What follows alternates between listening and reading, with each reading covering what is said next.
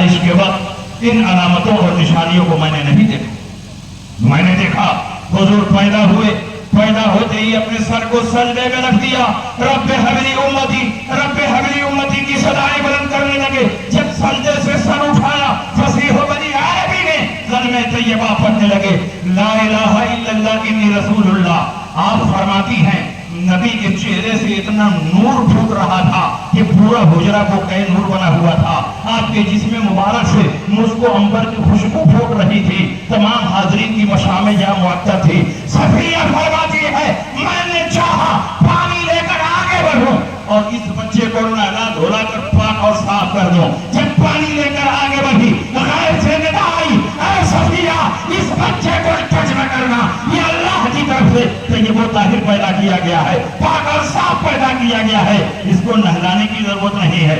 सफिया फरमाती हैं कि मैंने चाहा जरा चेक करूं आमिना के यहाँ जो बच्चा पैदा हुआ है वो लड़की है कि लड़का है। जब चेक करने के लिए आगे बढ़ी तो ये देखकर हैरान रह गई कि आमिना के यहाँ जो बच्चा पैदा हुआ है वो अल्लाह की तरफ से खतना शुदा पैदा हुआ है, नापुरीदा पैदा हुआ है। किसी मर्द ने नबी का खतना नहीं किया, किसी औरत ने आपकी नाफे मुबारक को काटा नहीं, बल्कि आप अल्लाह की तरफ से मखतून पैदा किए गए।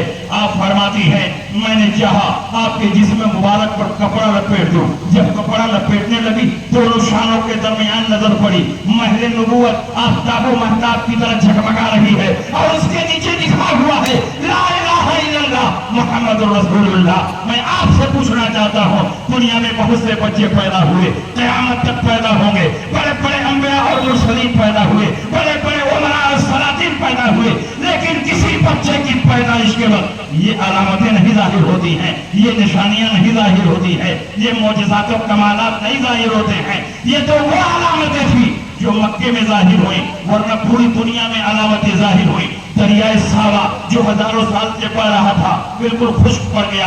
आतिशकदे फारिस जो हजारों साल से रोशन था बिल्कुल सर्द पड़ गया। तीसरा बादशाह ईरान के महल में शिकायत पड़ गया, उसके 14 कंगूरे गिर गए। बादशाह बड़ा हैरान हुआ, अपने मुल्क के नजूमियों को, अपने मुल्क के काहिनों को, पुरानी किताबों का इल्म रखने वालों को जमा किया और उसने कहा मैंने इतना अजीम शान और मुस्तहकम महल बनाया था, अचानक मेरे महल में शिकायत क्यों पड़ गया?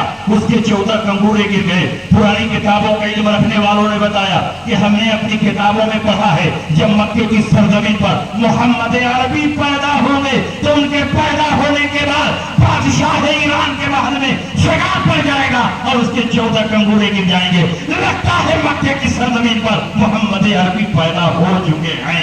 उसने कहा 14 ही कंगूरे क्यों गिरे?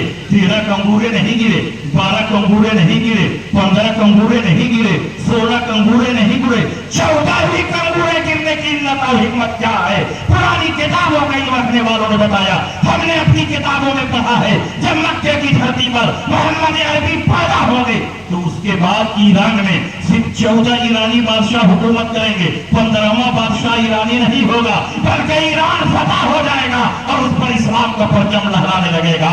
तारीख उठा कर देख लो, हजरत उमर के जमाने में 14 ईरानी बादशाह हुकूमत करके फारिग हो रहे हैं, 15वां बादशाह ईरानी नहीं था बल्कि ईरान फतह हो गया और उस पर इस्लाम का परचम लहराने